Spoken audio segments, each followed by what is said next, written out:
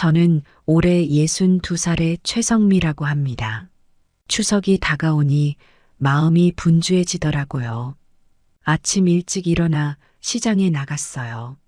제수용품을 사면서도 올해는 며느리가 좀 달라질까 하는 생각이 들었어요. 하지만 그건 그저 헛된 기대일 뿐이었죠. 시장 구경을 하다 옆집 김할머니를 만났어요. 성미 씨, 명절 준비하나 보네. 며느리는 안 도와주나?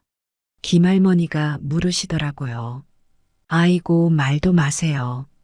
우리 며느리는 명절에 얼굴 비치는 것만 해도 다행이에요. 요즘 젊은 사람들은 다 그런가 봐. 우리 며느리도 명절 때마다 친정에 가겠다고 난리야. 김할머니도 한숨을 쉬시더라고요. 서로의 사정을 듣다 보니 위안이 되더라고요. 나만 이런 게 아니구나 싶어서요. 집에 돌아와 장을 정리하면서 생각에 잠겼어요. 제 젊은 시절엔 어땠는지 떠올랐거든요. 시어머니를 모시고 살 때 명절마다 밤을 새워가며 음식을 준비했어요. 시댁 식구들 대접하느라 허리가 끊어질 것 같았지만 그게 며느리의 도리라고 생각했죠. 하지만 지금 우리 며느리는 어떤가요?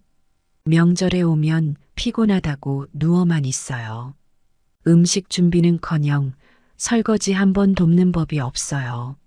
처음엔 젊은 애라 서툴러서 그렇겠지 싶었는데 5년이 지나도 변한 게 없더라고요. 구정 때 있었던 일이 생각나요. 구정 일주일 전이었어요. 재호에게 전화를 걸어 이렇게 말했죠. 재호야, 이번에 올 때 전 좀 부쳐오라고 해. 재호가 대답했어요. 알겠어요, 엄마. 와이프한테 꼭 전해줄게요. 그 말을 듣고 안심했었죠. 며느리가 정성껏 전을 부쳐올 거야. 그러면 우리 관계도 좋아지겠지 하고 생각했거든요. 구정 당일 재혼애가 도착했어요. 며느리 손에 들린 봉지를 보고 기대감에 부풀었죠. 하지만 그 봉지를 열어보는 순간 제 마음도 함께 무너졌어요. 이게 뭐니? 제가 물었어요. 며느리가 대답했어요. 아, 전이요. 어머니가 부탁하셨다고 해서 가져왔어요. 봉지 안에는 시장에서 사온 듯한 전들이 들어 있었어요. 고기전, 김치전, 해물파전 다양했지만 어느 하나 정성이 들어가 보이지 않았죠. 이거 사온 거니? 제 목소리가 떨렸어요. 네, 시장에서 샀어요. 왜요? 며느리의 대답에 순간 할 말을 잃었어요. 전을 부쳐오라고 했는데 왜 사왔지? 하는 생각이 들었죠. 내가 부탁한 건 너가 직접 부친 전이었는데 제가 조심스럽게 말했어요. 그때 며느리의 표정이 변했어요. 눈살을 찌푸리더니 이렇게 말하는 거예요. 어머니, 요즘 누가 전을 직접 부치고 있어요? 다들 바빠 죽겠는데 언제 그런 걸 하고 있어요. 시장에서 파는 것도 충분히 맛있잖아요. 그 말을 듣는 순간 가슴이 철렁 내려앉는 것 같았어요. 이게 뭐라고 이렇게 막말을 하는 건가 생각이 들었죠. 하지만 명절에는 가족들이 모여 음식을 만드는 게 중요한 거 아니니? 제가 떨리는 목소리로 말했어요. 어머니, 그건 옛날 얘기예요. 요즘은 다들 바쁘게 살아요. 명절에 와서 쉬어야지. 누가 음식 만들고 앉아 있어요. 며느리의 말에 눈앞이 캄캄해졌어요. 얘는 정말 가족의 의미를 모르는구나 하는 생각이 들었죠. 재호가 중재하려 나섰어요. 여보, 엄마가 부탁하신 거였는데 하지만 며느리는 재호의 말을 자르고 말했어요. 당신도 전 부치고 싶어? 그럼 당신이 부치지 그랬어? 그 말을 듣고 재호는 말문이 막힌 듯 했어요. 저는 그저 멍하니 앉아 있었죠. 그날 밤 혼자 부엌에 앉아 울었어요. 내가 뭘 잘못했지? 왜 이렇게 됐나 하는 생각이 들더라고요. 지금 와서 생각해 보면 그때 제가 좀 더 이해하려고 노력했어야 했는지도 몰라요. 하지만 한편으로는 며느리도 조금은 제 마음을 헤아려 줬으면 좋았을 텐데 하는 아쉬움이 남아요. 그 일 이후로 며느리와의 관계는 더 악화됐어요. 말은 안 했지만 서로 마음의 벽이 더 높아진 것 같았죠. 지금 며느리를 바라보며 그때의 일이 떠오르니 또다시 가슴이 아파와요. 우리는 왜 이렇게 서로를 이해하지 못하는 걸까 하는 생각이 들었어요. 제 아들 재호는 제 외동아들이에요. 올해 38살이 됐네요. 다들 아시겠지만 외동아들 키우는 게 쉽지만은 않았어요. 남편과 저는 재호에게 모든 정성을 쏟아부었죠.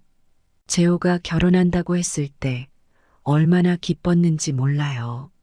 드디어 우리 아들이 가정을 꾸리는구나 싶어서요.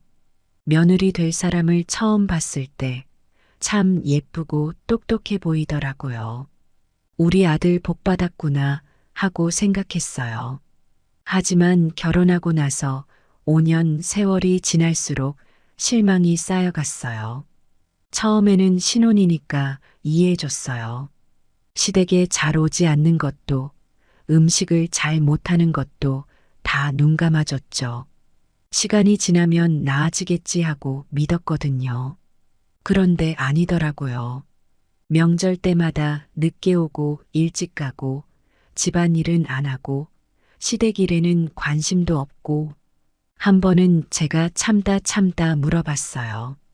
예, 너희 집에서는 어떻게 지내니? 살림은 잘하고 있어?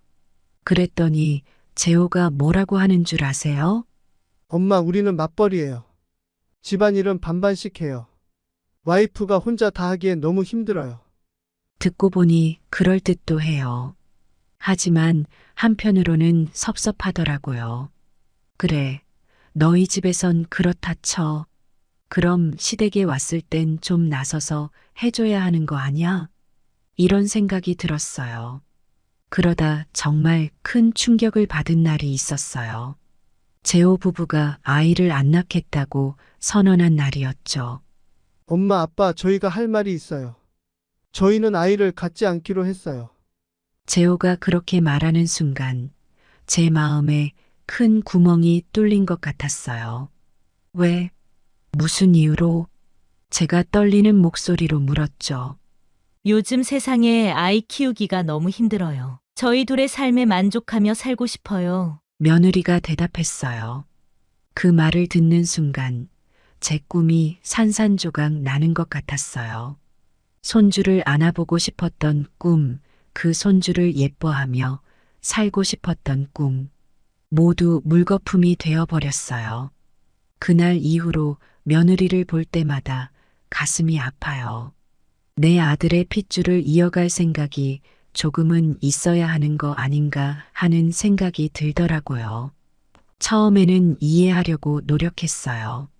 요즘 젊은 사람들은 생각이 다르구나 하고 말이에요. 하지만 시간이 지날수록 그 결정이 받아들여지지 않았어요. 친구들 만나면 다들 손주 자랑하는데 저만 입을 다물어야 했거든요.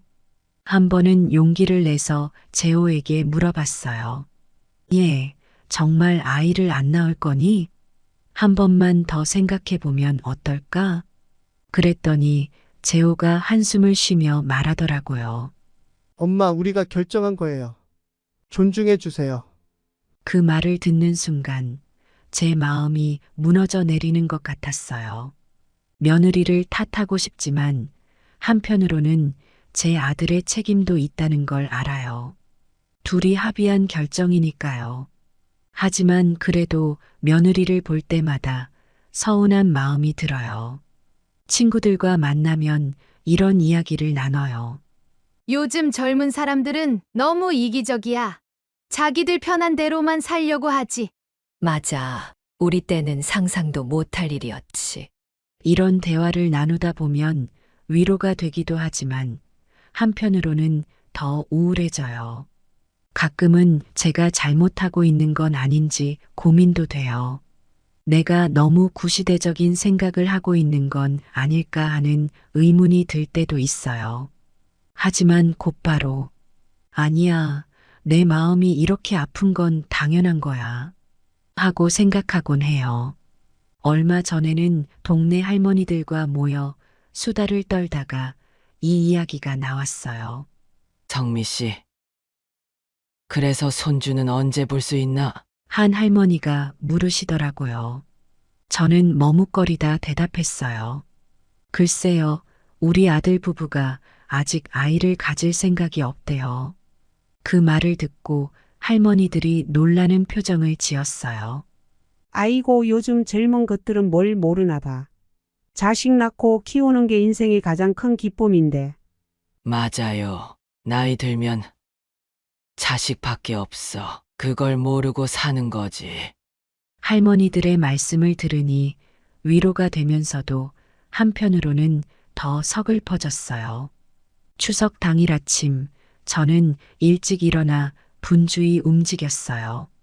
떡국 육수를 끓이고 전을 부치고 과일을 다듬었죠. 시계를 보니 어느새 12시가 넘어가고 있었어요. 재혼의 가족은 아직 오지 않았어요. 점심시간이 다가오는데도 재호에게서 연락이 없었어요. 결국 제가 전화를 걸었죠. 얘, 어디야? 언제 오니? 아, 엄마. 지금 출발했어요. 좀 늦을 것 같아요. 재호의 대답에 속이 탔지만 애써 참았어요. 그래, 조심해서 와. 시계를 보니 어느새 오후 3시가 다 되어가고 있었어요. 준비해둔 음식이 식어가는 걸 보니 속상하더라고요. 그때 현관문 소리가 들렸어요. 어머니, 아버님 안녕하세요. 며느리가 피곤해 보이는 얼굴로 인사를 건넸어요. 재호는 짐을 들고 들어오면서 말했죠. 엄마, 아빠 식사 못 하셨죠? 죄송해요. 아니다. 어서 들어와. 며느리는 신발도 제대로 벗지 않은 채 거실로 들어와 소파에 털썩 주저앉았어요. 아, 피곤해. 길이 왜 이렇게 막히는 거예요? 그 모습을 보니 속에서 불만이 올라왔지만 애써 참았어요. 괜찮니? 힘들었겠구나. 쉬었다 밥 먹자. 제가 걱정하는 말투로 물었더니 며느리가 대뜸 이렇게 말하더라고요. 아니에요. 그냥 이대로 있을래요. 움직이는 것도 귀찮아요. 그 말을 듣는 순간 눈앞이 캄캄해졌어요. 명절에 시댁에 와서 하는 말이 왜 저러나 생각이 들었죠. 재호가 며느리를 달래며 말했어요. 여보, 좀 쉬었다가 밥 먹자. 엄마가 음식 많이 준비하셨잖아. 그 말에 며느리가 눈을 치켜뜨며 대답했어요. 아니, 됐어. 그냥 이대로 있을 거야. 배고프지도 않아. 저는 애써 미소를 지으며 말했어요. 그래, 피곤하면 좀 쉬었다 하렴. 내가 차라도 한 잔 타줄까? 며느리가 대답했어요. 아, 됐어요. 차 마시면 화장실 가기 귀찮아져요.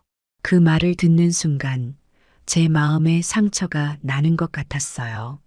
식사를 시작하면서 남편이 며느리에게 물었어요. 올해는 일 많이 하니 바쁘지?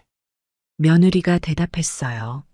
네, 엄청 바빠요. 그리고 저희 내일 아침 일찍 친정에 들러야 해서 조금 있다가 가봐야 할 것 같아요. 그 말을 듣는 순간 제 귀를 의심했어요.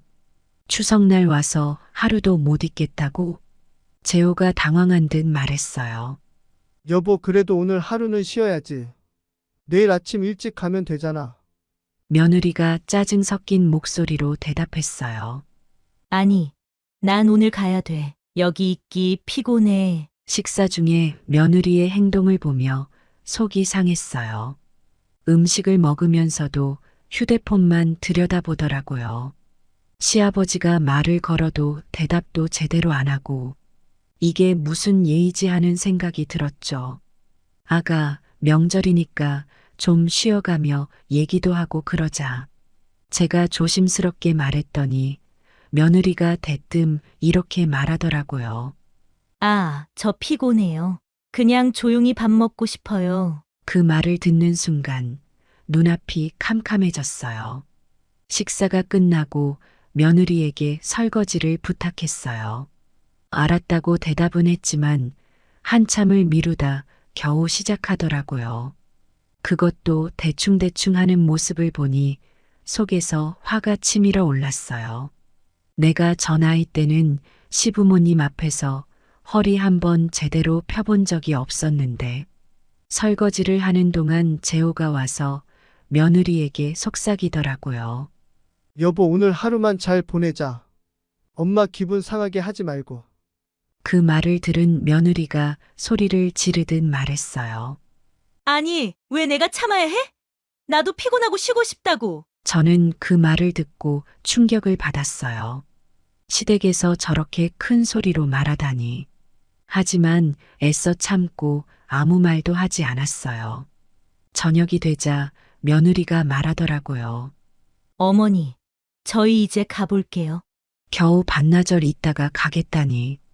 예전에는 이틀 동안 시댁에 머물며 함께 시간을 보냈는데 요즘은 그런 게 사치가 되어버렸나 봐요. 그래도 오늘 하루는 여기서 자고 가지 그러니?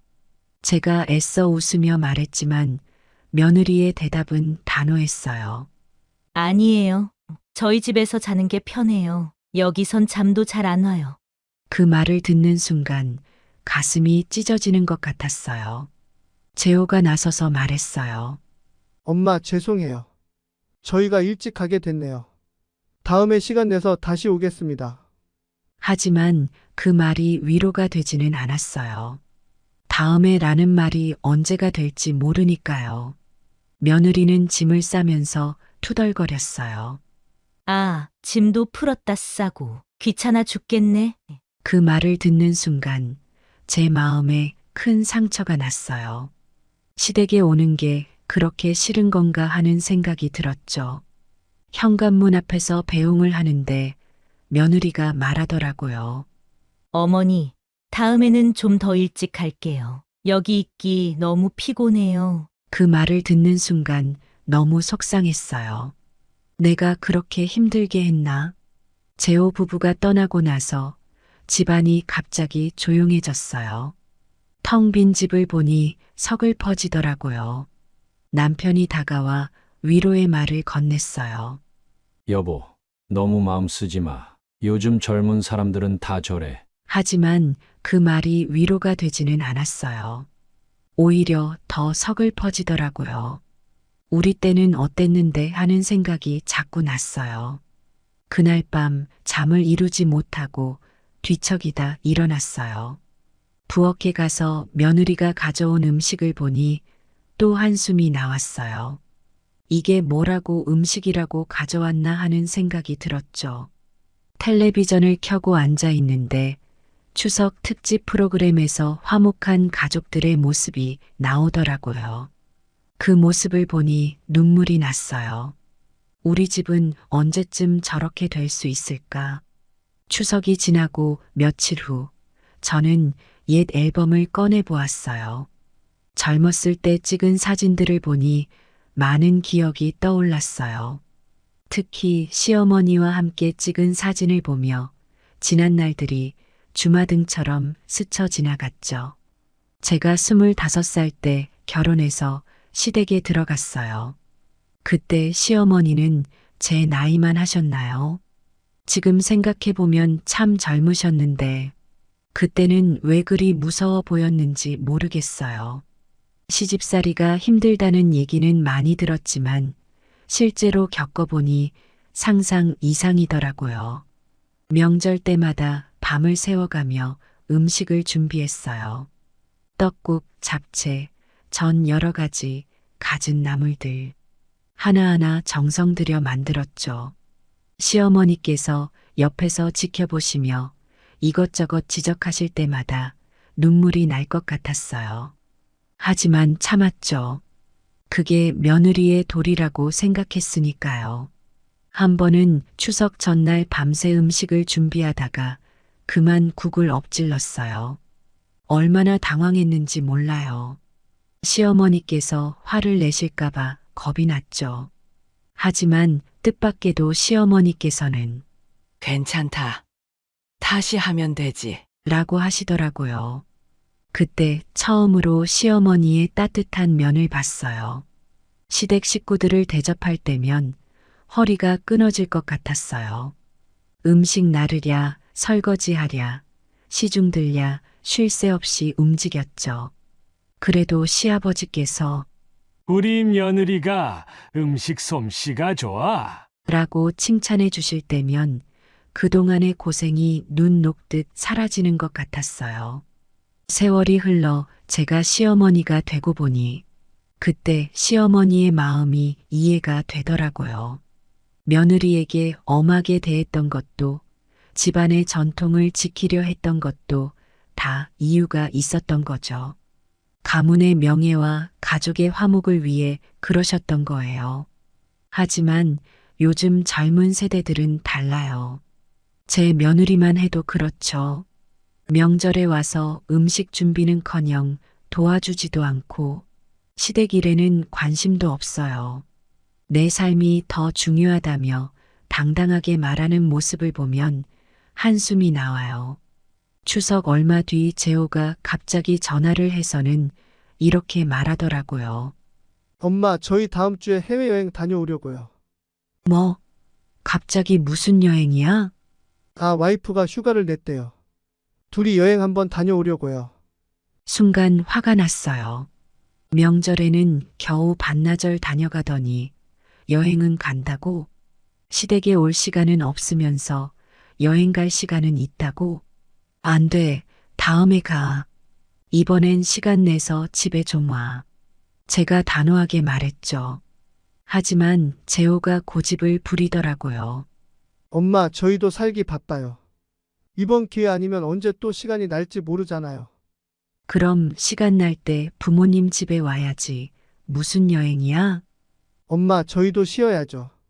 항상 일만 하다가는 번아웃 돼요. 결국 재호의 고집을 꺾지 못하고 허락할 수밖에 없었어요. 전화를 끊고 나니 마음이 울적해지더라고요. 내가 뭘 잘못 키웠나 하는 생각이 들었죠. 며칠 후 재호네가 여행을 떠났다는 연락을 받았어요. 마음 한편으로는 걱정되면서도 다른 한편으로는 서운했어요. 시댁에는 발걸음도 하기 싫어하더니 여행은 그렇게 신나게 가나 싶어서요. 그러다 우연히 며느리의 SNS를 보게 됐어요. 평소에는 잘 안 보는데 그날따라 궁금해서 들어가 봤죠. 그런데 거기에 올라온 사진들을 보고 깜짝 놀랐어요. 해변에서 찍은 사진, 유명 관광지에서 찍은 사진, 맛있어 보이는 음식들, 하나같이 행복해 보이는 모습이더라고요. 특히 재호와 팔짱을 끼고 찍은 사진을 보니 마음이 아팠어요. 시댁에 올 때는 한 번도 보여주지 않았던 환한 미소였거든요. 사진 밑에 달린 글들을 보니 더 속상해졌어요.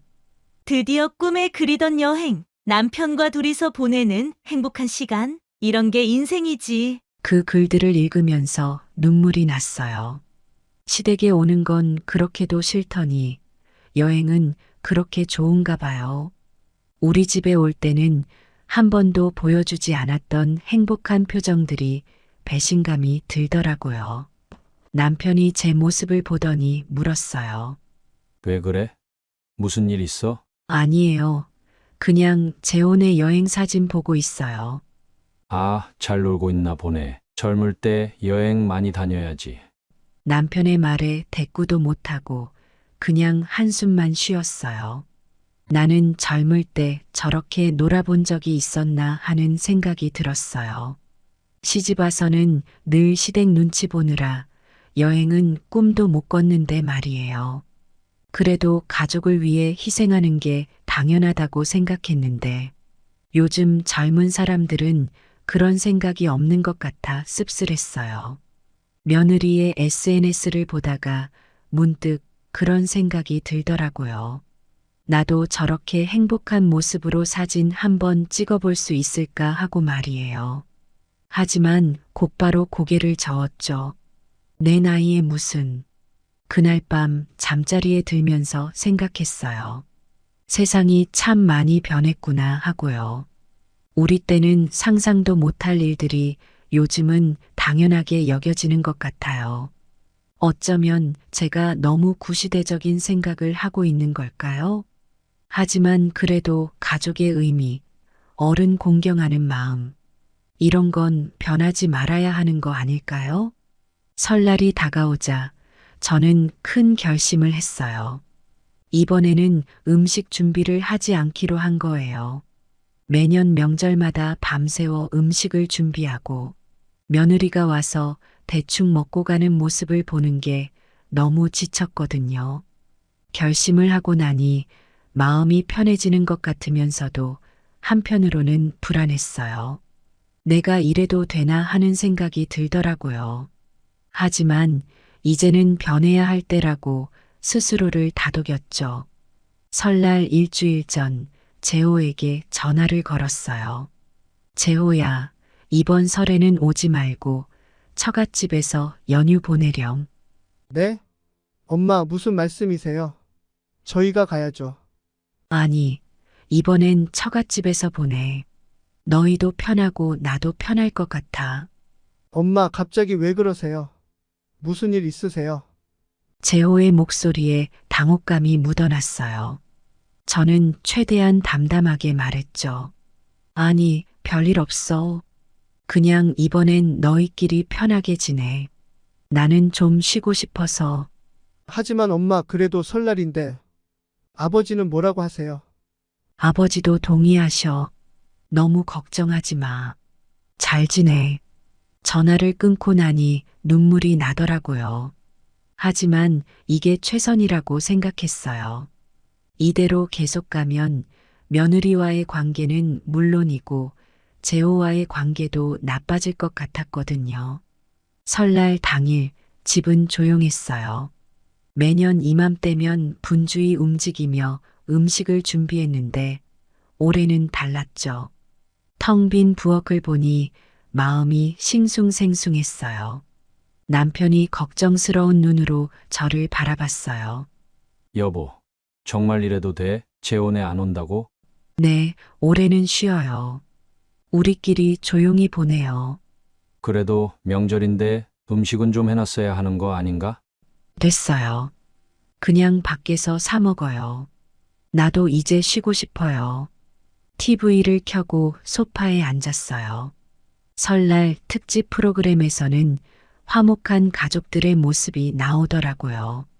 웃으면서 세배하고 함께 음식을 만들고 윷놀이를 하는 모습들 보면 볼수록 마음이 아팠어요. 점심때가 되자 남편이 말했어요. 밖에 나가서 뭐라도 먹을까? 그래요, 나가요. 근처 중국집에 갔어요. 가게 안은 우리처럼 집에서 음식을 못해 먹은 사람들로 가득했죠. 옆 테이블의 가족들이 즐겁게 대화를 나누는 모습을 보니 부럽더라고요. 집에 돌아와 다시 TV를 봤어요. 해가 저물어 가는데 재호에게서 연락이 없었어요. 혹시 내가 너무한 걸까 하는 생각이 들더라고요. 하지만 이내 고개를 저었죠. 아니야, 이게 맞아. 그 애들도 편하게 지내야지. 설 연휴가 끝나고 이틀이 지났을 때였어요. 갑자기 초인종 소리가 들렸어요. 문을 열어보니 재호와 며느리가 서 있더라고요. 엄마, 아버지 계세요? 재호가 조심스럽게 물었어요. 응, 있어. 들어와.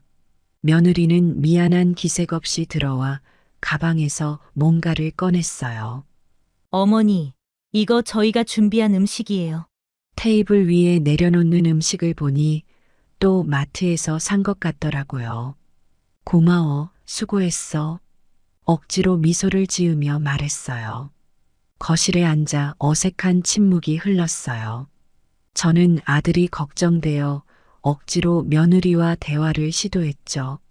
설날은 잘 보냈니? 네, 잘 보냈어요. 친정에서 재호랑 잘 지냈어? 네, 대화가 이어지지 않았어요. 서로 어긋나기만 하는 것 같았죠.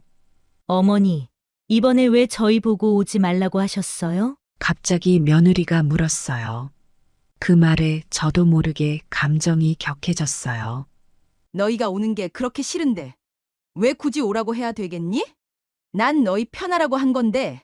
저희가 언제 오기 싫다고 했어요? 어머니가 항상 저희를 부담스러워 하시잖아요. 내가 언제 너희를 부담스러워했니? 너가 시댁 오는 걸 귀찮아하니까 그런 거지. 목소리가 점점 높아졌어요. 재호가 당황한 듯 중재에 나섰죠. 엄마, 여보, 진정해요. 왜 이러세요, 갑자기? 재호야, 넌 가만히 있어.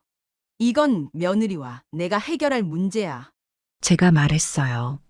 며느리가 날카로운 목소리로 말했어요.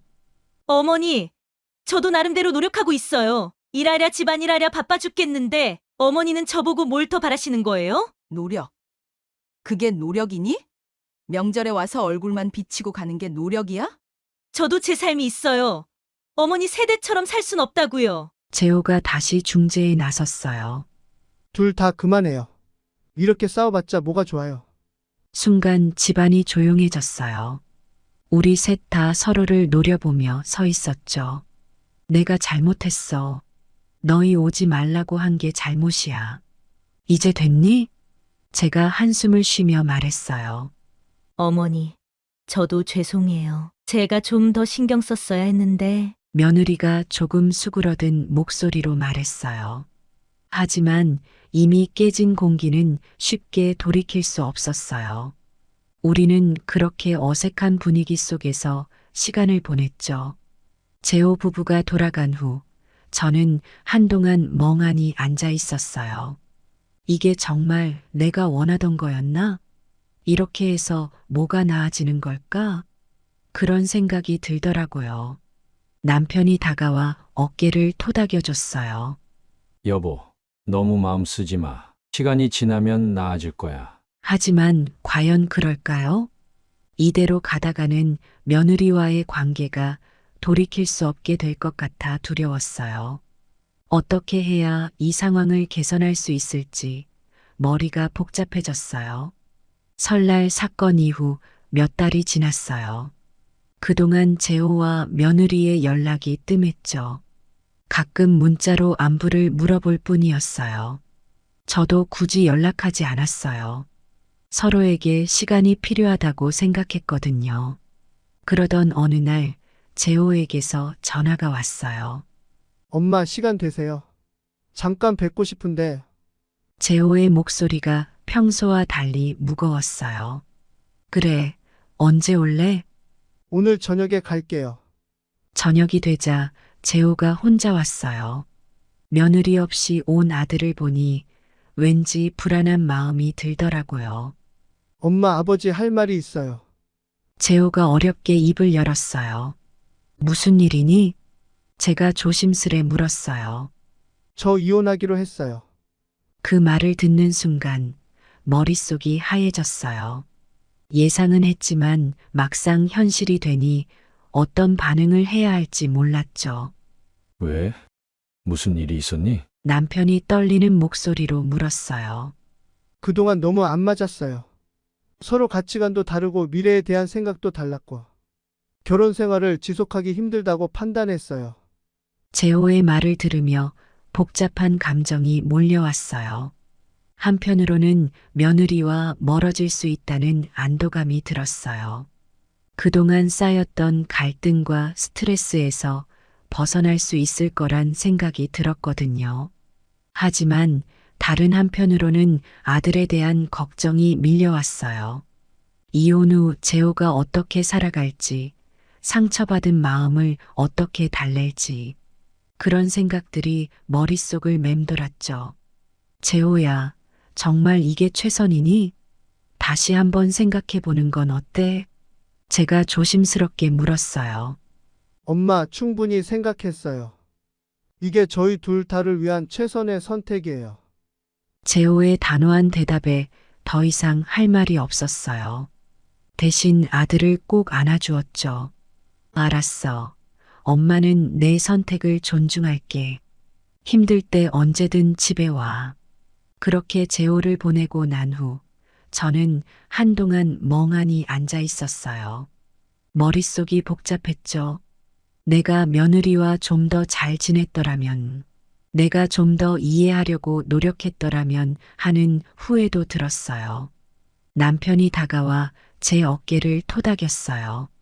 여보, 너무 자책하지 마. 우리가 할 수 있는 건 재호를 지지해 주는 것뿐이야. 남편의 말에 고개를 끄덕였지만 마음 한구석이 아팠어요. 결혼식 날 꽃 같은 미소를 지었던 며느리의 모습이 떠올랐거든요. 그때는 우리 모두 행복할 줄 알았는데 며느리와의 갈등, 세대 차이, 가족 관계의 변화, 이 모든 것들이 제 인생을 어떻게 바꾸어 놓았는지 생각하니 한숨이 나왔어요. 어쩌면 우리 모두 잘못했는지도 몰라요. 저는 옛날 방식만 고집했고, 며느리는 자기 생각만 했고, 재호는 중간에서 어찌할 바를 몰랐던 거죠. 서로를 이해하려는 노력이 부족했던 거예요. 이제와 돌이켜보니 조금만 더 서로의 입장을 이해하려고 했다면 달랐을까요? 며느리의 고충을 더 들어주고 제 마음도 솔직히 털어놓았다면. 하지만 이제 와서 후회한들 무슨 소용이 있을까요? 앞으로 재호가 어떻게 살아갈지, 그 아이의 행복을 어떻게 지켜줄 수 있을지, 그런 생각을 하니 마음이 무거워졌어요. 하지만 동시에 이제 다시 시작할 수 있다는 희망도 생겼어요. 이렇게 제 이야기는 끝이 났어요. 화해도 행복한 결말도 없는 현실적인 이야기죠. 하지만 이게 바로 우리가 살아가는 현실이에요. 모든 게 뜻대로 되지 않고 때론 서로를 이해하지 못한 채 헤어지기도 하는 그런 게 인생인 것 같아요. 소설이나 드라마에서처럼 모든 게 깔끔하게 해결되지 않죠. 우리의 삶은 그렇게 단순하지 않으니까요. 여러분, 제 이야기를 끝까지 들어주셔서 정말 고마워요. 쉽지 않은 이야기였을 텐데 함께 해주셔서 감사해요. 아마 비슷한 경험을 하신 분들도 계실 거예요. 시어머니로서 혹은 며느리로서 비슷한 갈등을 겪으신 분들이 많을 거예요. 우리 모두 완벽할 순 없겠지만 서로를 조금 더 이해하려 노력한다면 어떨까요? 그게 가족의 의미를 지키는 첫걸음이 될 수 있지 않을까요? 사실 이 이야기를 하면서 저도 많이 반성했어요. 제가 며느리를 이해하려 노력했던가? 그 아이의 입장에서 생각해 본 적은 있었나? 하는 생각이 들더라고요. 어쩌면 저도 모르게 며느리에게 상처를 주었을지도 모르겠어요. 그런 생각을 하니 마음이 무거워져요. 이제 저는 새로운 시작을 해야 할 것 같아요. 아들과의 관계를 회복하는 것이 첫 번째 목표예요. 그동안 며느리 때문에 아들과도 소원해졌거든요. 이제는 아들과 좀 더 가까워지려고 노력할 거예요. 그리고 제 자신도 돌아보는 시간을 가져야겠어요. 어떤 점에서 제가 부족했는지, 어떻게 하면 더 나은 사람이 될 수 있을지 고민해 볼 거예요. 며느리와의 관계는 끝났지만 그 관계에서 배운 교훈들은 오래오래 간직할 거예요. 세대 차이, 가치관의 차이를 인정하는 법, 상대방의 입장에서 생각해 보는 법, 이런 것들을 배웠으니까요. 비록 아프고 힘든 과정이었지만 이 경험이 저를 더 성장시켰다고 믿어요. 인생은 계속되니까요. 우리 모두 각자의 자리에서 행복을 찾았으면 좋겠어요. 저는 앞으로 주변 사람들과 더 좋은 관계를 만들어 가려고 노력할 거예요. 서로를 이해하지 못했던 지난 날들을 교훈 삼아 앞으로는 더 너그럽고 이해심 많은 사람이 되도록 노력해야겠어요. 그게 제가 이 경험에서 얻은 가장 큰 깨달음이에요. 여러분의 가정에는 평화와 행복이 가득하기를 바랄게요. 가족 간의 갈등은 누구에게나 있지만 그 갈등을 어떻게 해결해 나가느냐가 중요한 것 같아요. 서로를 이해하려는 마음, 용서하려는 마음을 가진다면 어떤 어려움도 극복할 수 있을 거예요. 긴 이야기 들어주셔서 정말 고맙습니다. 여러분 모두 행복하세요. 저는 강지연이라고 합니다. 올해로 60이 됐어요. 남편과 일찍 사별하고 혼자 딸 보배를 키웠답니다. 식당 일을 하면서 밤낮으로 일했죠. 지연 씨, 또 야근이야? 몸 좀 챙겨. 괜찮아요, 주방장님. 보배 학원비를 벌어야 해서요. 이런 대화가 매일 반복됐어요. 하루하루가 힘들었지만 보배를 위해서라면 뭐든 할 수 있었죠. 보배가 어렸을 때는 정말 착했어요. 항상 엄마 사랑한다고 말하곤 했죠. 그 말을 들을 때마다 모든 힘든 일을 잊을 수 있었어요. 보배가 대학에 들어갔을 때 얼마나 기뻤는지 몰라요. 제 고생이 헛되지 않았다는 생각에 눈물이 났어요. 엄마, 나 합격했어. 정말? 우리 딸 정말 잘했어. 엄마가 너무 자랑스러워. 그날 밤 보배와 함께 소박하게 치킨을 시켜 먹으며 축하했어요. 그때만 해도 우리 사이가 이렇게 될 줄은 몰랐죠. 그런데 대학에 들어가고 나서부터 보배가 조금씩 변하기 시작했어요. 엄마, 우리 과 친구들은 다 유학 갔다 왔대. 난 왜 못 가? 보배야, 엄마가 너무 미안해. 돈이 없어서. 에이, 알았어요. 그냥 우리 엄만 왜 이렇게 가난한 거야? 그 말에 가슴이 아팠지만 참았어요. 내 딸이 좋은 환경에서 공부하지 못해 그런가 보다 생각했죠. 대학 4년 동안 보배의 등록금과 생활비를 대느라 저는 더 열심히 일했어요. 쉬는 날도 없이 일했죠. 하지만 괜찮았어요. 보배가 좋은 직장을 얻고 좋은 사람을 만나 결혼하길 바랬으니까요. 보배는 대학을 우수한 성적으로 졸업하고 좋은 회사에 취직했어요. 그때 얼마나 뿌듯했는지 몰라요. 내 딸이 이제 꽃길만 걸을 수 있겠구나 싶었죠. 그러던 어느 날 보배가 결혼한다고 했어요. 엄마, 나 결혼해. 정말? 축하해. 우리 딸. 상대방은 어떤 사람이니? 응. 회사 선배야. 엄마가 보면 좋아하실 거야. 처음엔 정말 기뻤어요. 내 딸이 좋은 사람을 만나 행복하게 살 수 있을 거라 생각했으니까요. 하지만 한편으로는 걱정도 됐어요. 결혼 준비에 들어갈 비용을 어떻게 마련할지. 그때부터 고민이 시작됐죠. 보배의 결혼 소식을 듣고 얼마 지나지 않아 결혼 준비가 시작됐어요. 처음엔 모든 게 순조롭게 진행되는 듯 했죠. 예식장도 예약하고 청첩장도 고르고 그러다 신혼집 문제가 대두됐어요. 어느 날 보배가 저를 불렀어요. 엄마, 잠깐 이야기 좀 할까요? 보배의 목소리에서 뭔가 심상치 않음을 느꼈어요. 그래도 별일 아니겠지 싶었죠. 그래, 무슨 일이니? 보배가 핸드폰을 꺼내더니 사진을 보여줬어요. 엄마, 우리 신혼집으로 이 아파트 어때? 위치도 좋고 회사와도 가까워. 화면에 나온 아파트를 보고 저는 깜짝 놀랐어요. 서울 한복판에 있는 고급 아파트였거든요. 보배야, 그 집은 너무 비싸지 않니? 엄마가 도와줄 수 있는 돈이 별로 없어. 그 말을 듣자마자 보배의 표정이 굳어졌어요. 엄마, 그동안 날 위해 돈 못 모으신 거예요? 다른 엄마들은 다 해주던데. 그 말에 가슴이 찢어지는 것 같았어요. 지금까지 보배를 위해 얼마나 열심히 살았는지, 그 모든 게 한순간에 무너지는 기분이었죠. 보배야, 엄마가 너를 위해 최선을 다했어. 하지만 그렇게 비싼 집을 사줄 만큼 돈을 모으진 못했어. 설명을 하려 했지만 보배는 듣지 않았어요. 그때 예비 사위가 끼어들었죠.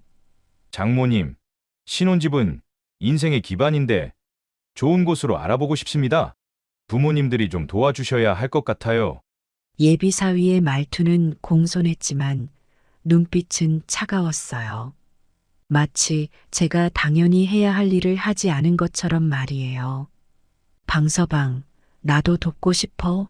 하지만 정말 형편이 안 돼. 장모님, 딸 하나 키우셨는데 그 정도도 못하세요? 그 말을 듣는 순간 온몸에 힘이 빠졌어요. 이게 내가 그토록 기대하던 사위의 모습인가? 그런 생각이 들더라고요. 보배는 계속해서 저를 몰아세웠어요. 엄마, 내가 언제 사치 부렸어요? 이번 한 번만 도와달라는 건데. 보배야, 엄마가 정말 없어. 지금까지 다 줬어. 갑자기 그 큰 돈을 어디서 구해? 거짓말이지? 엄마 통장 보여줘. 그 말에 정말 충격을 받았어요. 내 딸이 나를 의심하다니. 눈물이 나려는 걸 겨우 참았죠. 보배야, 엄마가 거짓말할 이유가 있니? 그럼 왜 다른 엄마들은 다 해주는 걸 우리 엄만 못 해줘? 보배의 말 한마디 한마디가 비수가 되어 가슴을 파고들었어요. 그동안 보배를 위해 희생한 모든 것들이 주마등처럼 스쳐 지나갔죠. 밤새 일하며 번 돈으로 보배 학원비 대던 일, 제 옷은 사지 않고 보배 옷 사주던 일, 보배 대학 등록금 내느라 허리 휘던 일, 그 모든 게 한순간에 무의미해지는 것 같았어요. 결국 저는 힘겹게 입을 열었어요. 보배야, 정말 미안해. 하지만 엄마는 신혼집 구입에 돈을 보태줄 수가 없어. 그 말을 듣자 보배와 예비 사위의 표정이 확 변했어요. 보배는 울음을 터뜨렸고 예비 사위는 화를 냈죠. 장모님, 그럼 우리 보고 어떡하라는 거예요? 전셋집에서 살라고요? 아니, 그게 아니라 보배 씨, 우리 그냥 작은 집으로 알아볼까요? 장모님은 도와주실 생각이 없으신 것 같네요. 예비 사위의 그 말에 보배가 더 큰 소리로 울었어요. 엄마, 어떻게 이럴 수 있어? 나 엄마 딸 맞아? 그 말을 듣는 순간 제 마음도 무너져 내렸어요. 눈물을 참으며 겨우 말했죠. 보배야, 미안해. 엄마가 정말 미안해. 하지만 보배와 예비 사위는 이미 돌아섰어요. 문을 쾅 닫고 나가는 소리에 저는 그 자리에 주저앉고 말았죠. 그날 밤 혼자 앉아 생각했어요. 내가 뭘 잘못한 걸까? 보배를 어떻게 키웠길래 이렇게 변한 걸까? 그런 생각만 들더라고요. 전화기를 들어 보배에게 전화를 걸어봤어요. 하지만 받지 않았죠. 문자를 보내봤지만 읽지도 않았어요. 보배야, 엄마야. 우리 다시 한번 얘기해보자. 딸, 엄마가 잘못했어. 용서해줘. 하지만 답장은 오지 않았어요. 그렇게 며칠을 보냈죠. 매일 밤 보배의 사진을 보며 울었어요. 어떻게 해야 할지, 앞으로 어떻게 살아야 할지, 그런 생각뿐이었어요. 결국 보배의 결혼식 날이 다가왔어요. 하객들은 아무것도 모른 채 축하를 건넸지만 저는 눈물을 삼키며 겨우 웃음을 지었죠. 축하드려요, 강 여사님. 따님 정말 예쁘네요. 네, 감사합니다. 그날 이후로 제 인생이 어떻게 변할지 그때는 정말 상상도 못했어요. 결혼식이 끝나고 얼마 지나지 않아 보배와 사위는 저를 완전히 외면하기 시작했어요.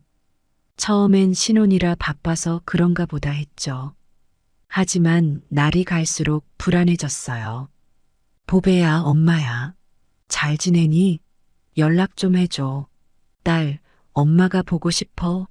언제 한번 보자. 이런 문자를 보내도 답장은 없었어요. 전화를 걸어도 항상 꺼져 있거나 받지 않았죠. 한 달이 지나자 더는 참을 수가 없었어요. 결국 보배의 새 집을 찾아가기로 했죠. 꼭 만나야겠어. 얼굴이라도 봐야지. 그렇게 마음먹고 보배의 집으로 향했어요. 가는 길에 보배가 좋아하는 과일을 사들고 갔죠. 떨리는 마음으로 초인종을 눌렀어요. 딸, 엄마 왔어. 문 좀 열어줘. 하지만 대답이 없었어요. 다시 한번 눌렀죠. 보배야, 엄마야. 문 좀 열어줘. 그래도 대답이 없었어요. 하지만 안에서 움직이는 소리가 들렸어요. 분명 누군가 있다는 걸 알 수 있었죠. 그때 옆집 문이 열리더니 아주머니 한 분이 나오셨어요. 누구세요? 안녕하세요. 저는 이 집 딸 엄마예요. 혹시 우리 딸 봤어요? 아네. 방금 전에 들어가는 걸 봤어요. 젊은 부부가 사는 집 맞죠? 그 말을 듣는 순간 눈물이 났어요. 내 자식이 이럴 수가 있나 싶더라고요. 그렇군요. 감사합니다. 한참을 서서 문만 바라봤어요. 안에 있다는 걸 알면서도 나오지 않는 딸을 생각하니 가슴이 찢어지는 것 같았죠. 보배야, 엄마 다녀갈게. 과일은 문 앞에 놓고 갈게. 그렇게 말하고 돌아섰어요. 발걸음이 무거웠죠. 집으로 돌아오는 길에 눈물이 멈추지 않았어요. 그날 이후로 매주 보배의 집을 찾아갔어요. 하지만 결과는 늘 똑같았죠. 문은 열리지 않았고 대답도 없었어요. 보배야, 엄마야. 오늘은 문 좀 열어줄래? 딸, 엄마가 잘못했어. 용서해줘. 매번 그렇게 애원했지만 돌아오는 건 차가운 침묵뿐이었어요. 이웃들이 저를 불쌍히 여겼는지 음식도 갖다 주고 따뜻한 말도 건네주셨어요. 힘내세요, 어머님. 언젠가는 마음을 열 거예요. 감사합니다. 정말 그랬으면 좋겠네요. 그렇게 몇 달이 지났어요. 계절이 바뀌고 날씨가 변해도 보배의 마음은 여전히 얼어붙은 채였죠. 매일 밤 보배 생각에 잠을 이루지 못했어요. 우리 보배, 밥은 잘 먹고 있을까? 감기는 안 걸렸을까? 그런 생각을 하다 보면 어느새 아침이 되어 있었어요. 일주일에 한 번씩은 꼭 보배의 집을 찾아갔어요. 매번 같은 상황의 반복이었지만 포기할 수 없었죠. 언젠가는 문을 열어줄 거야. 그렇게 믿으며 계속 찾아갔어요. 하지만 시간이 지나도 상황은 변하지 않았죠. 여러분, 제 마음이 어떻댔는지 아세요? 기쁨도 슬픔도 분노도 모든 감정이 뒤섞여 있었어요. 내 딸이 이렇게 나를 외면하다니. 그 생각을 하면 가슴이 미어졌죠. 이대로 있을 순 없어. 그렇게 생각하면서도 어떻게 해야 할지 막막했어요. 보배의 마음을 어떻게 열 수 있을지, 이 관계를 어떻게 회복할 수 있을지, 그런 고민만 하다 보니 시간만 흘러갔죠. 하지만 포기할 순 없었어요. 제 딸이니까요. 제가 낳고 키운 소중한 딸이니까요. 그렇게 마음을 다잡으며 또 한 번 보배의 집으로 향했어요. 이번에는 뭔가 달라질 거란 희망을 안고서요. 보배와 연락이 끊긴 지 3개월째 되던 날이었어요. 그날도 저는 보배의 집 근처를 서성이고 있었죠. 오늘은 혹시 볼 수 있을까? 그렇게 기대하며 걷고 있는데 갑자기 눈에 익은 얼굴이 보였어요. 박서방이었어요. 가슴이 쿵쾅거렸죠. 박서방. 저도 모르게 큰 소리로 불렀어요. 박서방은 깜짝 놀란 듯 저를 쳐다봤어요. 장모님, 박서방의 표정이 굳어지는 게 보였어요. 하지만 저는 상관없었어요. 드디어 만났으니까요. 박서방, 잠깐 이야기 좀 할 수 있겠니? 박서방은 잠시 망설이더니 고개를 끄덕였어요. 근처 공원 벤치에 앉았죠. 박서방, 보배는 잘 지내나? 왜 연락을 안 하는 거야? 떨리는 목소리로 물었어요. 박서방은 한숨을 쉬더니 입을 열었어요. 장모님, 솔직히 말씀드리겠습니다. 보배는 장모님을 만나고 싶어 하지 않아요. 그 말에 가슴이 찢어지는 것 같았어요. 왜 그러는 거야? 내가 뭘 그렇게 잘못했니? 박서방은 차가운 눈빛으로 저를 쳐다봤어요. 장모님은 신혼집 비용을 부담하지 않았잖아요. 그러니 우리 집에 오실 자격이 없습니다. 그 말을 듣는 순간 온몸에 힘이 빠졌어요. 이게 무슨 말도 안 되는 소리인가 싶었죠. 박서방, 그게 무슨 말이야? 내가 보배를 키우느라 얼마나 고생했는지 알아? 목소리가 떨렸어요. 하지만 박서방의 표정은 변하지 않았죠. 그건 부모의 의무죠. 뭘 그렇게 대단한 일처럼 말씀하세요? 박서방의 말 한마디 한마디가 가슴에 비수가 되어 박혔어요. 눈물이 나려는 걸 겨우 참았죠. 박서방, 내가 정말 돈이 없어서 그랬어. 평생 보배 키우느라 모은 돈이 없었단 말이야. 그럼 집이라도 팔아서 도와주셨어야죠. 다른 부모들은 다 그렇게 해요. 박서방의 말에 할 말을 잃었어요. 내가 살던 집을 팔아서라도 줘야 한다니. 그게 말이 되나요? 박서방, 그래도 우리가 가족이잖아. 돈 때문에 이러는 게 맞니? 가족이요? 가족이면 더 잘해주셨어야죠. 보배가 얼마나 상처받았는지 아세요? 박서방의 말에 제 마음도 무너져 내렸어요. 보배가 상처받았다니. 내 딸이 나 때문에 상처받았다니. 그럼 내가 어떻게 해야 보배를 만날 수 있어? 떨리는 목소리로 물었어요. 박서방은 잠시 생각하더니 말했죠. 돈을 마련해 오세요. 신혼집 비용이 절반이요. 그러면 보배도 마음을 풀 거예요. 그 말을 듣고 눈앞이 캄캄해졌어요. 그 큰 돈을 어떻게 마련하나. 집을 팔아도 모자랄 텐데. 박서방, 그건 정말. 그게 싫으시면 그냥 이대로 사세요. 우리도 잘 살고 있으니까요. 박서방은 그 말을 남기고 자리를 떴어요. 저는 그 자리에 그대로 주저앉고 말았죠. 한참을 울었어요. 지나가는 사람들이 이상한 눈으로 쳐다봤지만 신경 쓸 겨를이 없었어요. 보배야, 엄마가 뭘 그렇게 잘못했니?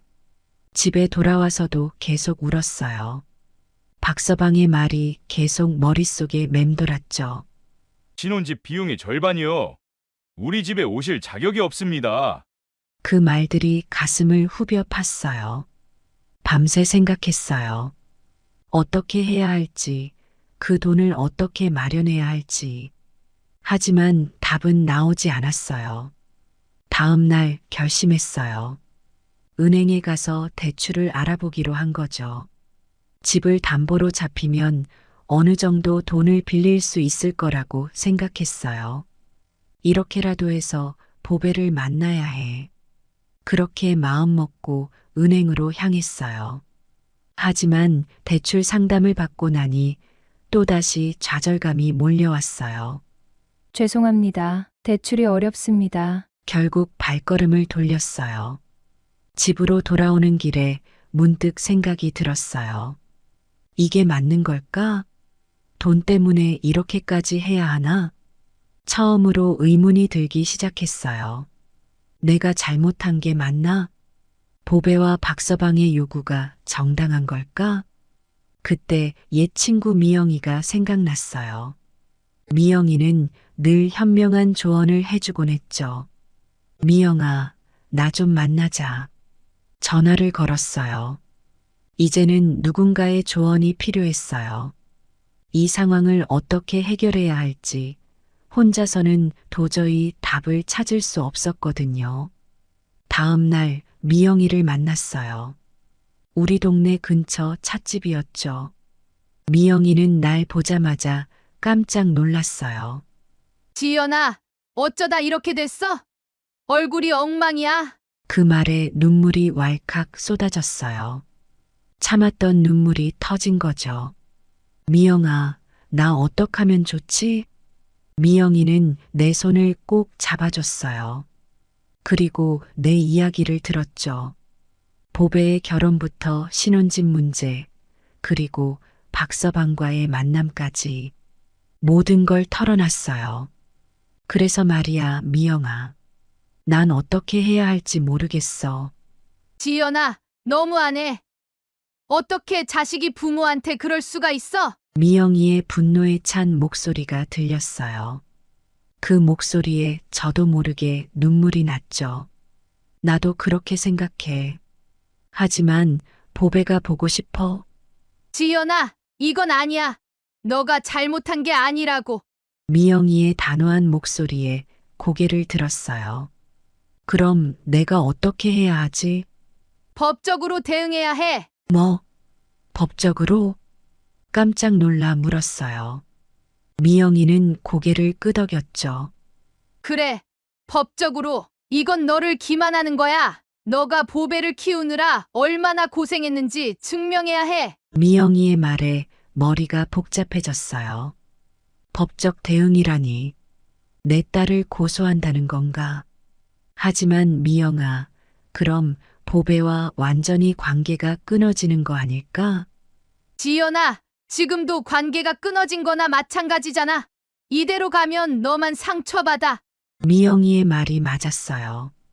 하지만 마음 한구석이 아팠죠. 변호사를 만나봐. 너가 보배를 위해 한 모든 일들, 지출한 돈들을 정리해. 그걸로 보배와 박서방을 압박할 수 있을 거야. 미영이의 조언은 날카로웠어요. 하지만 한편으로는 그게 맞는 것 같기도 했죠. 그래도 보배는 내 딸인데. 지연아, 너 딸이니까 더 그래야 해. 이대로 가다간 너 인생이 망가져. 미영이의 말에 고개를 끄덕였어요. 머리로는 알겠는데 가슴이 아팠죠. 알았어, 미영아. 너 말대로 해볼게. 그렇게 말하고 일어났어요. 미영이는 내 어깨를 토닥여줬죠. 힘내, 지연아. 넌 잘못한 게 없어. 집으로 돌아오는 길, 머릿속이 복잡했어요. 법적 대응.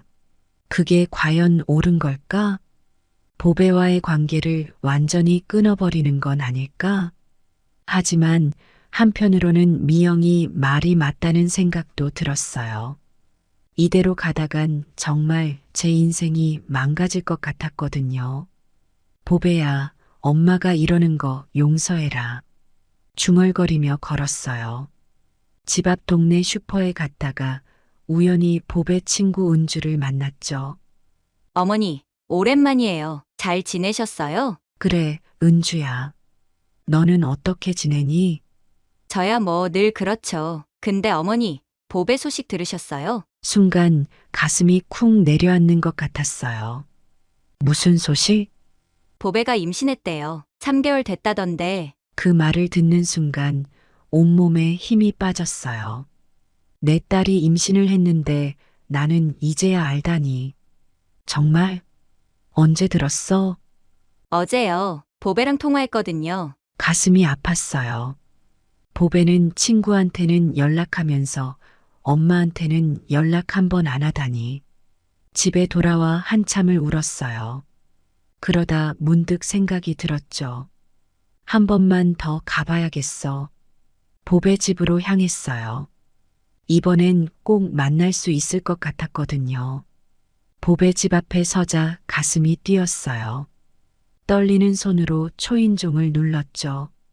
보배야, 엄마야. 문 좀 열어줘. 하지만 대답이 없었어요. 계속 눌러도 반응이 없었죠. 보배야, 너 임신한 거 알아. 축하한다. 우리 딸. 목이 메어 겨우 말했어요. 하지만 여전히 문은 열리지 않았어요. 한참을 서 있다 결국 발걸음을 돌렸어요. 집으로 돌아오는 길이 왜 그리 멀게 느껴지던지 그날 밤 꿈을 꿨어요. 남편이 나왔죠. 여보, 우리 딸 좀 봐. 어쩜 좋아. 남편은 그저 미소 지으며 말했어요. 지연아, 넌 잘못한 거 없어. 우리 딸을 위해 할 수 있는 걸 다 했잖아. 이젠 너 인생을 살 때야. 하지만 여보, 힘내. 넌 할 수 있어. 남편의 그 말에 눈물이 났어요.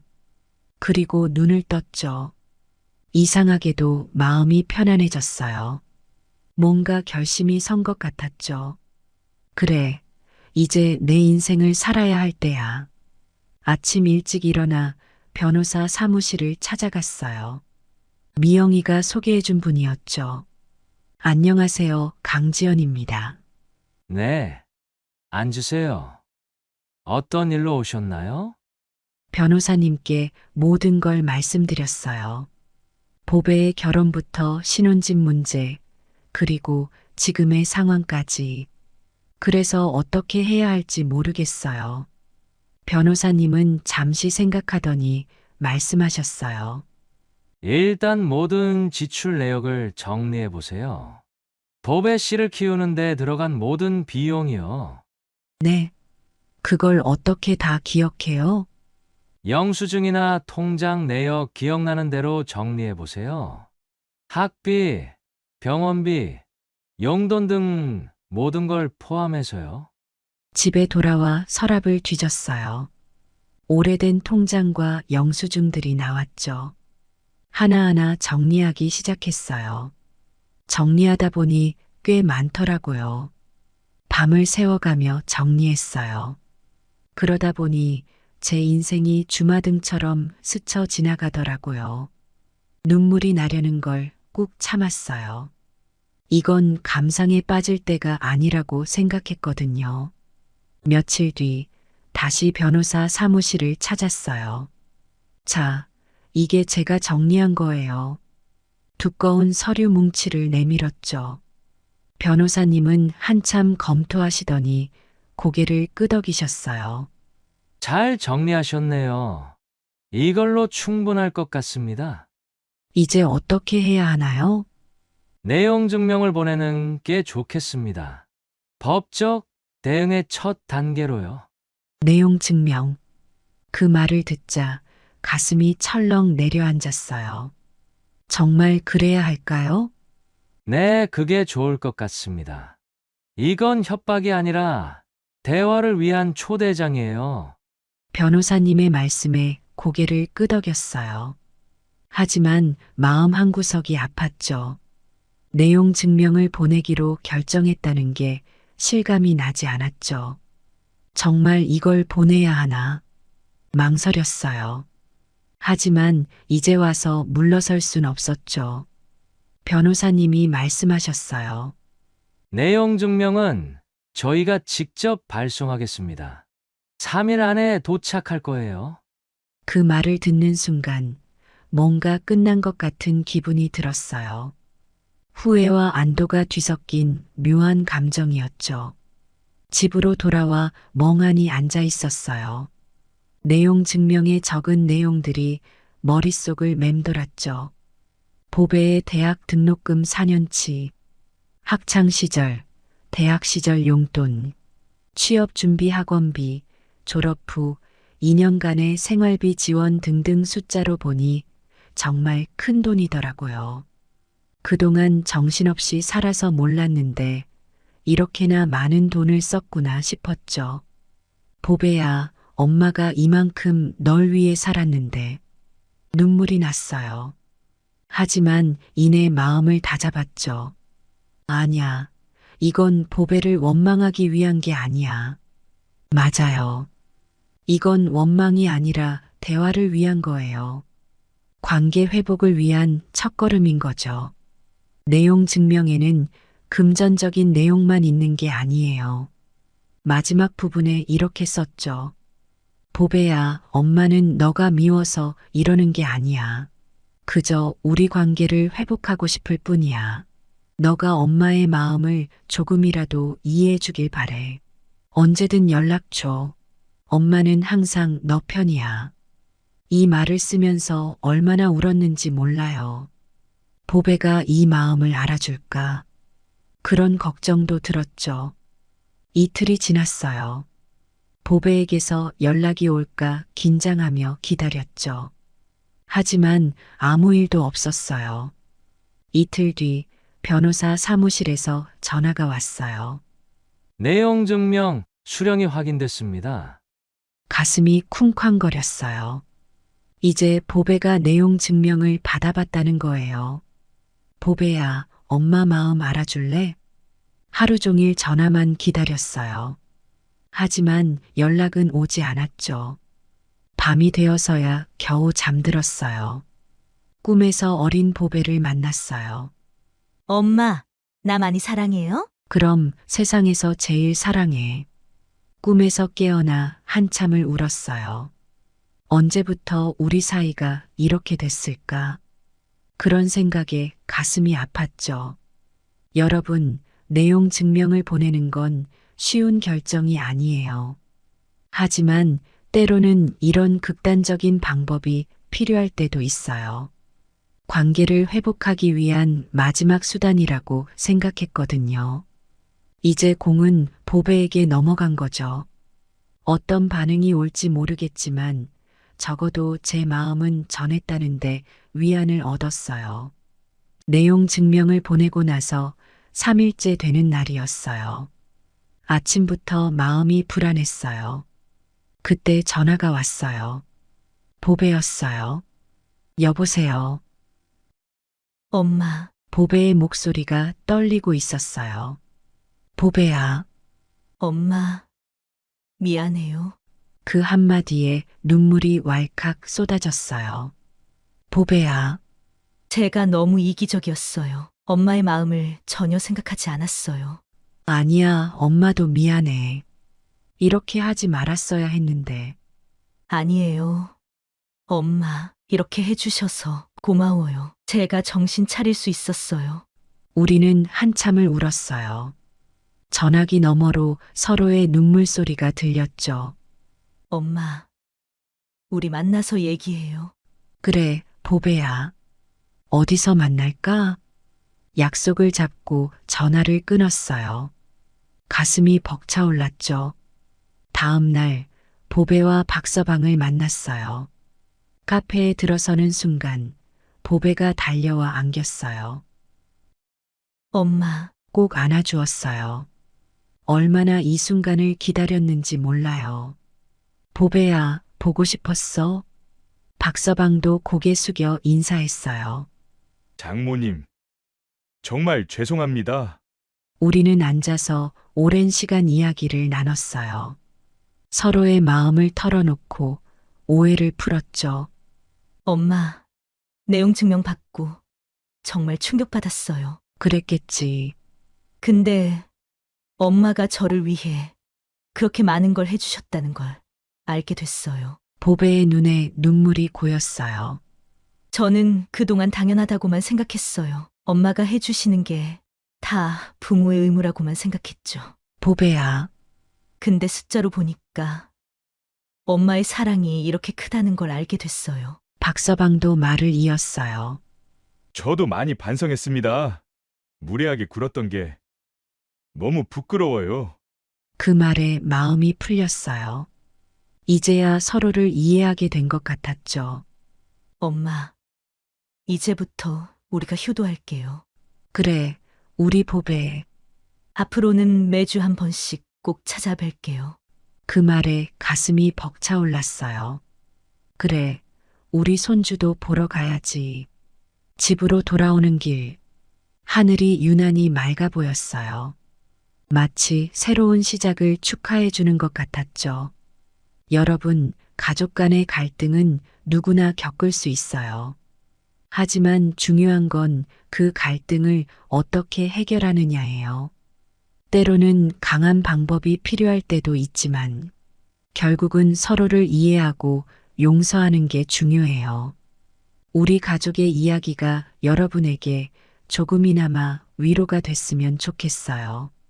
힘들 때도 있지만 포기하지 않으면 반드시 좋은 날이 올 거예요. 보배와 화해하고 나서 우리 가족의 삶이 180도 바뀌었어요.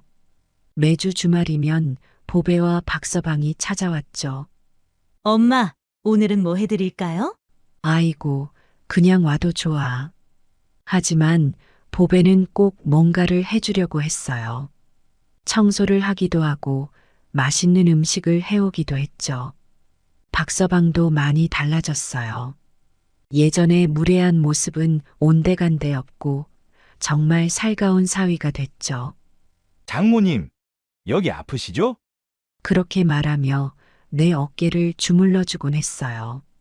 한 달이 지나고 드디어 기다리던 순간이 왔어요. 보배의 출산 예정일이었죠.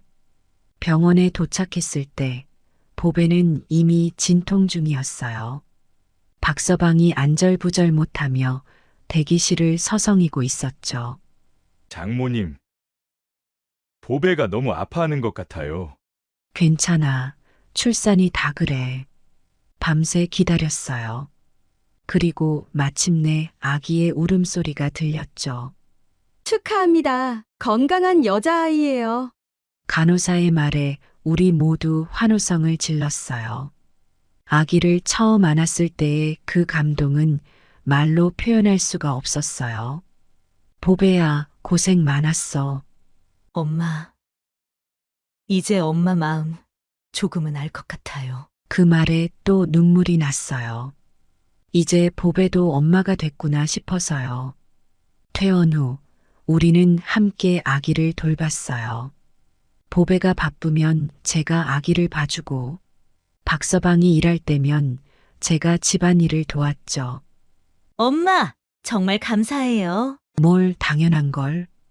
그렇게 행복한 나날이 이어지고 있어요. 지금 이 순간이 꿈만 같아요. 얼마 전까지만 해도 보배와 연락도 못하고 끙끙 앓았는데 이제는 매일 손주 얼굴 보며 행복하게 살고 있으니까요. 돌이켜보면 참 힘든 시간이었어요.